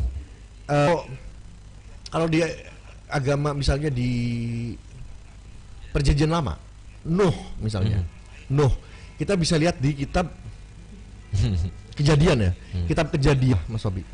Saya lupa pasalnya lah, saya takut salah nyebutnya. Kalau nggak salah sih pasal 9 ayat 13, saya lupa deh. Itu disebutkan kalau Nabi Nuh itu pernah mabuk-mabukan, kemudian bertelanjang gitu. Jadi memang Nabi Ada Nuh kesannya itu kan, tidak baik itu yang Nabi ditinggalkan. Nuh Nabi istimewa juga gitu kan. Tetapi di kisahnya itu kurang dihormati, kurang dihargai lah. Nabi Daud katanya pernah berzina, pernah merebut istri orang. Itu di kitab suci non muslim ya. Sedangkan Nabi Ibrahim itu nggak ada catatan sama sekali. Semuanya bagus semua. Jadi memang benar-benar diistimewakan. Memang betul pantas sebagai bapak para nabi ya. Iya, bahkan disebut Aveno, bapak kita. Aveno. Jadi kalau misal di tradisi Hindu, ya, di agama Hindu itu disebutnya Aviram. Aviram itu Nabi Ibrahim. Kalau di bahasa Ibrani-nya Avram, Nabi Ibrahim kan awalnya namanya Avram. Avram itu dari Aviram. Avaram itu bapaknya. Itu bapak. Ab kalau orang Arabnya. Bapak Aram itu salah satu salah satu bangsa juga, bangsa Aram dengan berbahasa Aram juga. Avaram itu berarti bapaknya orang Aram. Dan nanti ada Hebrew, ada Arab, macam-macam lah gitu. Jadi luar biasa. Panjang lah ceritanya kalau itu. Nantilah kita dengerin ceritanya, nanti setelah ini kita mungkin ada cerita khusus soal lintas agama. Dari tadi sudah kayaknya seperti Kang Zidni tidak bisa menahan dipancing-pancing mulu. Iya. Saya nggak mancing juga, tadi cerita sendiri kok. Ya. Jadi ini ada dari kira-kira dari Mas Rudi ya. Tadi mungkin semoga bisa menjawab Mas Rudi. Ini dari Nurul Islami, bagaimana hukumnya orang berkurban tetapi membeli hewan kurbannya atau kambing dari hasil patungan antar keluarga untuk satu orang? Kalau kurbannya sapi itu bisa untuk 7 orang. Mau patungan mau tidak terserah. Yang jelas satu sapi untuk 7 orang bisa. Kalau kambing hanya untuk 1 orang. Tapi uangnya patungan, uangnya patungan nggak apa-apa. Tapi dikhususkan untuk 1 orang. Misalnya gini, di keluarga itu ada 10 orang. Ya, ibu bapak dan 8 anak. Semuanya udah mapan nih. Kemudian patungan. Mapan kok patungan ya? Patungan tulisnya kambing ya. Dia udah kerja secara sederhana. Atau memang sudah bisa membeli kambing gitu ya. Tapi patungan supaya ada guyub lah gitu ya. Patungan nih 1 orang berapa. Nah nanti disepakati ini kambing buat korbannya siapa. Misal ibunya misal gitu ya. Buat ibu aja deh. Nah nanti kambing itu diniatkan untuk ibunya. Uangnya hasil patungan nggak apa-apa. Asal diniatinnya. Bahkan nggak patungan, dikasih orang juga nggak apa-apa. Misalnya ada orang ke saya, Kang, saya Buat kasih Kang kambing Zidni buat gitu Kang ya. Zidni. Uangnya dari siapa? Udah nggak usah dari saya. Ya udah, saya niatin ini untuk kurban saya. Ini nggak apa-apa. Kayak bisnis yang paling menjanjikan kurban itu apa? Kurban ini mau jual kambing sama sapi ya? Bahas dong. Apa itu? Bisnis kambing di hari raya. Nah, gitu. Sekarang aja gimana? Ini kan hari raya, ntar kita Saya ketemu bukan minggu ahli depan. ekonomi. Oh alah. Ini juga nih semoga bisa menjawab dari Nurul Islami. Ada juga dari Laili Ulul Azmi. Assalamualaikum Kiai. Waalaikumsalam. Izin bertanya, bagaimana jika hewan untuk akikah tetapi disembelihnya di hari raya kurban itu boleh atau tidak? Yang tidak untuk akikah, tidak untuk kurban, cuma asal nyembelih aja juga nggak apa-apa sih. Iya. Nggak apa-apa. Yang penting iseng aja lah nyembelih gitu. Iseng aja nyembelih gitu, ya nggak apa-apa. Nggak apa-apa juga. Tapi ya. kalau misalnya kurban itu harus di hari-hari kurban, yaitu 10 sampai 13 Dzulhijjah. Iya. Di luar itu bukan terhitung kurban. Walaupun diniatkan kurban awalnya. Nih misalnya ada binatang, kambing, sudah saya siapkan untuk kurban. Ya, sebulan sebelumnya nih.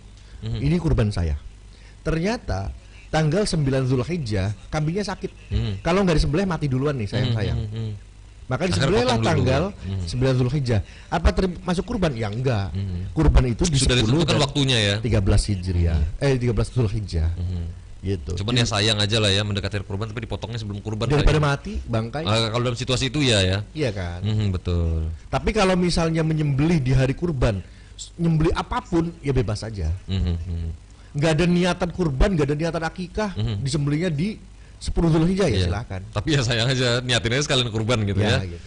Tapi sekali lagi kita bahas filosofisnya ya, hikmahnya ya, bukan ke fikihnya. Betul. Ini mungkin semoga bisa menjawab Mbak Leli Ulul Azmi. Ini ada dari Henry Asikin. Assalamualaikum Mas Wabi dan Kang Zidni. Waalaikumsalam. Semoga sehat selalu. Amin. Amin ya rabbal alamin. Dari Henry Asikin BWIT hadir. Selalu sukses selalu Al Khair TV. Amin. Aprilia Arista. Ini kayak saya apal namanya nih. Punten Kang mau bertanya, jika sudah niat berkurban. Oh ini bareng nih kayak sama sih. Wah yang di atasnya tadi nih. Punten Kang mau bertanya, jika sudah niat berkurban dan sudah membeli DP, wah artinya sudah down payment gitu, DP down payment ya. Tetapi pas pelaksanaan kurban uang perusahaannya kurban tidak cukup. Maka kenapa begitu ya, tidak cukup. Maka hukumnya bagaimana dan jika dibatalkan boleh atau tidak? Ya nggak apa-apa. Nggak apa-apa. Pakai utang juga. Ya kalau tidak mampu jangan dipaksakan. Betul. Karena esensi agama itu tidak memberatkan umatnya. Betul. Kalau berat atau uangnya ternyata diperlukan untuk sesuatu yang penting yang lain, untuk beli obat orang tua, ya sudah beli obat. Harus diprioritaskan yang jauh lebih. Jangan dipaksakan yang jelas. Insya Allah dapat di kurban. Insya Allah. Ya. Ini dari Ahmad Zahid Dibiansah. Probolinggo hadir Yai. Alhamdulillah, salam buat teman-teman Probolinggo. Ada Muhammad Ridwan Akbar. Assalamualaikum Mas Wabi, Kang Zidni. Waalaikumsalam. Izin bertanya, apakah benar kalau kita berkurban, hewan yang kita kurbankan itu kan menjadi kendaraan kita di akhirat kelak? Itu betul ya, seperti itu. Cuma nanti teknisnya agak gimana? Apakah kurban itu nanti binatangnya menjadi binatang yang sangat cepat, punya kekuatan Kalau lain? sekarang kambing nggak cepat-cepat banget ya, biasa aja ya. Atau misalnya ya kambing dikasih turbo gitu ya oleh malaikat, kurang paham kalau teknisnya. Iya. Atau kambing itu berubah jadi kendaraan, tiba-tiba jadinya itu ada seorang yang ingin berkurban, anggota keluarganya ada 8, dia kurban sapi, datang ke kiai kan, kiai boleh nggak kalau satu sapi ini untuk 8 orang? Kok 8 orang? Iya, karena anak saya baru lahir nih yang kecil, kasihan, yang kecil masa nggak dapat korban, gitu kan? Nggak boleh, gitu kata kiainya. Harus 7. Aduh, gimana ya? Cari kiai yang lain. Datang ke kiai yang lain. Kiai, boleh nggak saya korban untuk 8 orang? Oh boleh, boleh 8 orang, asal ditambahin kambing 1. Gitu. Oh boleh ya, boleh. Asal ditambahin kambing 1. Kok ditambahin kambing 1? Ya kan yang bayi belum bisa naik sapi katanya gitu. Harus ada tangganya. Dan tangganya ini adalah kambing gitu, buat tangga naik ke atas sapinya. Oh iya ya, nanti di akhirat nggak bisa naikin nggak sapi bisa dong. naik sapi, ketinggian kan gitu. Iya, jadi akhirnya tambahin sapi 1. Kambing 1. Itu bentuk komunikasi luar biasa bagus ya. Itu kalau ke YNU enak ya. Ya enak kayak gitu, boleh. Cara Tapi jawabnya tuh ya ini sih nggak, tetap bisa nggak diterima. boleh, cuman tambahin kambing 1 jadi boleh. Nah, Gitu ya. Itu ya kira-kira jadi kendaraannya kalau pengennya sapi nanti sapi lah gitu. Tapi insya Allah itu intinya udah bisa menolong kita ya, menjadi korban itu bisa menolong kita di akhirat kelak. Jadi saksi nantinya, Jadi kambing saksi. itu, sapi itu jadi saksi, atau unta itu nanti jadi saksi bahwa dia adalah orang yang berkorban menggunakan saya gitu, kata kambingnya nih. Jadi nanti dapat poin lah gitu. Ini juga dari Herman Ernest. Assalamualaikum, selalu hadir semua. Waalaikumsalam. Nih Gus di Buntet sehat semuanya, amin. Pabuaran Cirebon Timur. Ada Audi Safitri. Assalamualaikum. Waalaikumsalam. Kang, saya mau nanya, ini misalnya kurban tahun sekarang ditiadakan karena adanya PPKM itu gimana ya Kang? Mohon penjelasannya. Bukan kurbannya yang ditiadakan, bukan juga Idul Adhanya yang ditiadakan. Yang ditiadakan tuh kerumunannya. Jadi kalau mau berkurban saja, tetapi tidak Ada memancing himbauan ya? kerumunan. Silakan teknisnya bagaimana? Tinggal diatur dengan kepala desa gitu kan.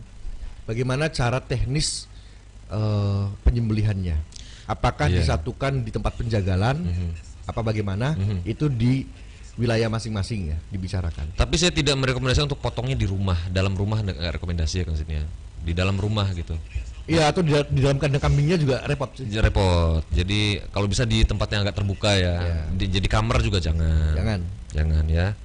Gitu kira-kira Mbak Audi Safitri ya. Ini Ngaos, ada dari Ngaos juga nih. Assalamualaikum Kiai. Waalaikumsalam. Mau nanya, apakah boleh mengorbankan hewan untuk orang yang sudah meninggal? Sebentar, ini kok loading ya di HP saya.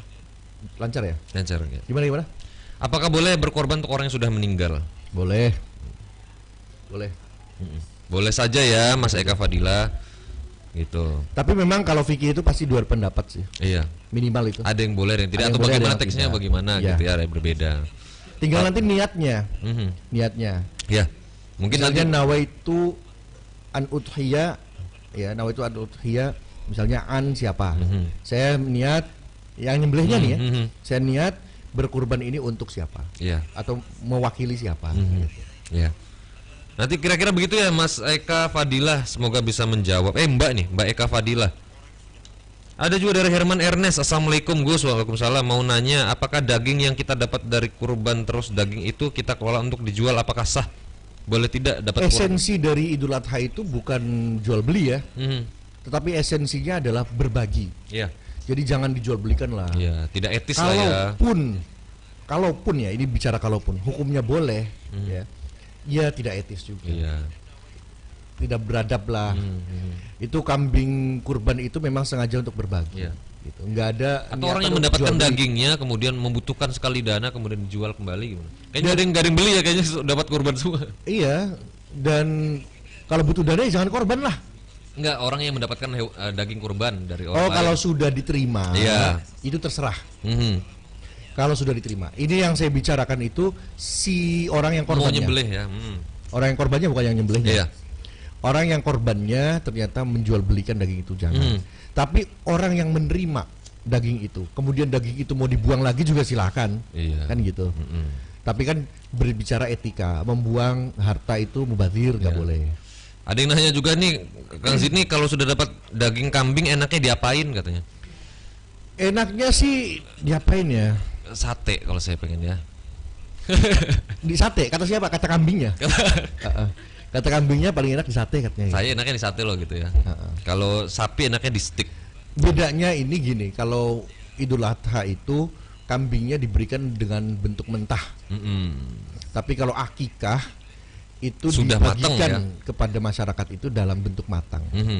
Boleh nggak sih yang korban itu menikmati? Boleh, boleh saja. Boleh saja ya. Nah ini karena sudah memang waktu juga sudah membatasi kita, teman-teman juga mohon maaf yang belum terbaca. NU Channel?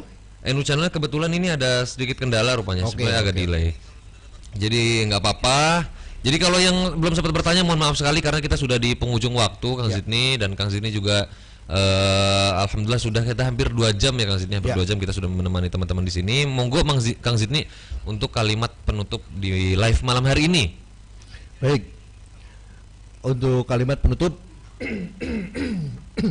beberapa poin yang ingin saya sampaikan bahwa yang pertama, selamat menunaikan ibadah kurban ya, tetapi dalam pelaksanaan tahun ini ya, ada anjuran dari pemerintah, bukan sekedar anjuran, ada Perintah larangan ya. instruksi, Instruksi. ada instruksi dari pemerintah untuk menjaga kerumunan. Ya. Salah satu bentuk penjaganya adalah dengan tidak melaksanakan sholat Id, gitu ya. Bukan meniadakan Idul Adha-nya, tapi meniadakan kerumunan di sholat Id. Kemudian dalam kurban juga tidak meniadakan kurbannya, tapi meniadakan kerumunan dalam pelaksanaan penyembelihan dan pembagian daging kurban. Jadi untuk umat Islam dimanapun berada, silakan dijaga bagaimana teknisnya, asal prokesnya tetap dilaksanakan. Bagi orang yang berkurban, mudah-mudahan kurbannya diterima oleh Allah Amin, Subhanahu amin, wa amin. taala. Karena salah satu hikmah dari berkurban adalah spiritualisasi. Apa itu spiritualisasi? Membuat apa yang kita miliki menjadi bernilai spiritual, bernilai ibadah. Contoh, saya punya uang 100.000. Kalau saya belikan HP atau belikan pulsa, bisa ya. Atau saya belikan jajanan foya-foya aja lah sama temen, bisa kan. Tetapi 100.000 itu saya buat nilai spiritual. Misalnya saya sumbangan ke masjid, itu namanya spiritualisasi dalam kehidupan sehari-hari. Mentransformasikan harta kita kepada barang Sesuatu yang bermanfaat. bernilai ibadah. Jadi meningkatkan spiritualitas itu maksudnya apa? Meningkatkan kehidupan kita menjadi kehidupan yang beribadah, kehidupan yang nilainya religius, takarrub kepada Allah, gitu. Kemudian berkorban itu jangan pakai perhitungan. Karena berkorban itu tidak mengharapkan hasil apa-apa kecuali mengharapkan kedekatan dengan Allah, ridho Allah Subhanahu wa taala. Dan itu adalah bukti cinta kita kepada Allah Subhanahu wa taala. Tidak ada perhitungan, ya. Dan bagi yang tidak berkurban atau belum bisa berkurban, jangan berkecil hati. Menikmati daging kurban itu pun bernilai ibadah, gitu kan. Kalau makannya itu bersama-sama keluarga, kemudian apa istilahnya menjadi keharmonisan keluarga, gitu kan. Yang mendapatkan daging kurban juga bisa berbagi. Saya sudah mendapatkan 3 kilo daging, yang 1 kilo buat tetangga saya yang kurang, kan bisa berbagi Betul, juga. betul. Gitu. Jadi berbagi itu tidak mesti dari harta kita sendiri asalnya, gitu ya. Ya. Dari pemberian orang yang kemudian diberikan lagi kepada Betul. orang lain juga Betul. ibadah. Gitu. Jadi jangan berkecil hati, nabung dari sekarang bisa. Hitung aja perharinya berapa. Sekarang sudah hartanya. banyak Kang Zidni yang mulai apa Tabungan-tabungan ya? namanya? Tabungan untuk kurban gitu. Ya, ikut program itu. Bagus sekali. Sisihkan uang kita untuk hal-hal yang bernilai ibadah seperti kurban atau nabung umroh, haji gitu Iya. kan. Kemudian berikutnya adalah bahwa ini adalah syariat Nabi Ibrahim, di mana Nabi Ibrahim menyembelih anaknya, baik itu Ismail maupun Ishak, jangan dipertentangkan. Iya. Karena ada ulama atau sahabat yang menyatakan itu adalah Ishak. Ada banyak juga yang mengatakan itu Ismail. Tidak masalah, karena ternyata Nabi Muhammad pun keturunan Ismail dari garis bapak dan keturunan Ishak dari garis nenek buyutnya. Gitu. Jadi tidak ada masalah. Tidak perlu kita mencurigai misalnya oh itu dirubah-rubah atau apalah, nggak perlu. Jaga tetap toleransi beragama. Yang berikutnya adalah bagi masyarakat umat Islam yang ada di wilayah yang mayoritas Hindu, misalnya di Bali atau di India atau dimanapun, jangan kurban sapi, karena sapi itu adalah binatang yang dihormati oleh umat Hindu. Jaga kerukunan umat beragamanya di situ. Kurbannya kambing saja sama-sama afdol kok, sama-sama istimewa, sama-sama mendapatkan nilai ibadah. Betul. Gitu ya. Jangan sampai berkurban sapi malah ada umat yang tersinggung, gitu ya. Karena dia hidup di tengah-tengah komunitas Hindu misalnya, Betul. Gitu. Komunitas agama lain yang menghormati binatang tersebut. Gitu. Terlebih kalau tujuannya adalah untuk melecehkan, menghinakan, itu jangan, harus dihindari itu, gitu ya. Saling menghormati saja. Betul. Dan membagi hewan kurban ini terakhir, membagi hewan kurban tidak hanya kepada umat Islam. Kalau memang ada umat lain yang ternyata membutuhkan, kondisi ekonominya tidak bagus, kita bagi.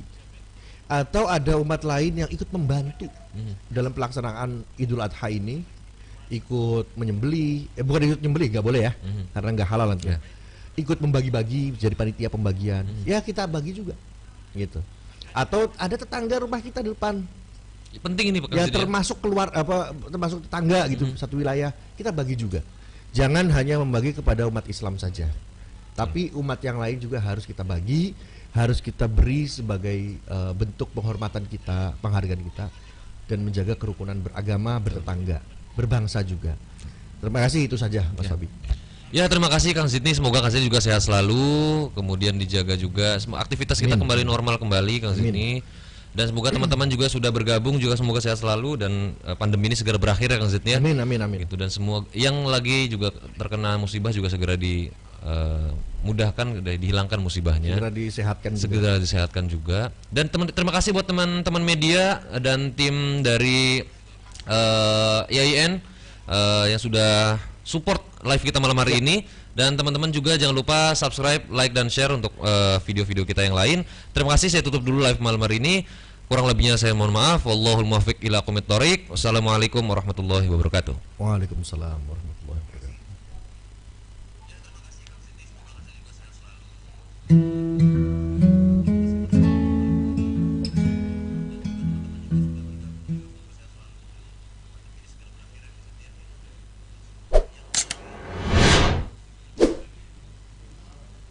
Udah belum?